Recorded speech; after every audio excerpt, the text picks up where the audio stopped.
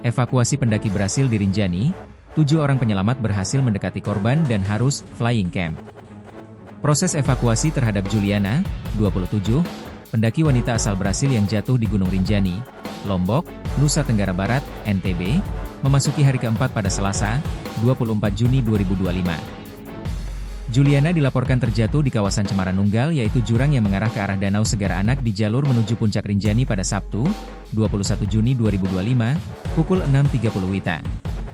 Keberadaan Juliana terpantau drone thermal dalam posisi tersangkut di tebing batu pada kedalaman sekitar 500 meter dalam keadaan tidak bergerak pada Senin, 23 Juni 2025. Kepala Balai Taman Nasional Gunung Rinjani, Yarman mengatakan, sore ini sebanyak 7 orang penyelamat berhasil mendekati titik korban.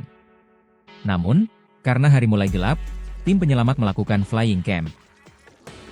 Bersyukur sore ini, 7 orang rescuer berhasil mendekati titik korban namun harus melakukan flying camp karena hari mulai gelap, kata Yarman dalam keterangan resmi, Selasa, 24 Juni 2025. Sementara itu, uji coba bantuan udara melalui helikopter belum berhasil maksimal akibat kabut tebal di sekitar lokasi.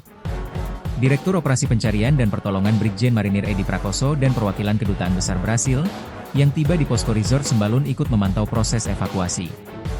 Yarman mengatakan, evaluasi menyeluruh terus dilakukan untuk mempercepat dan memastikan evakuasi berjalan aman.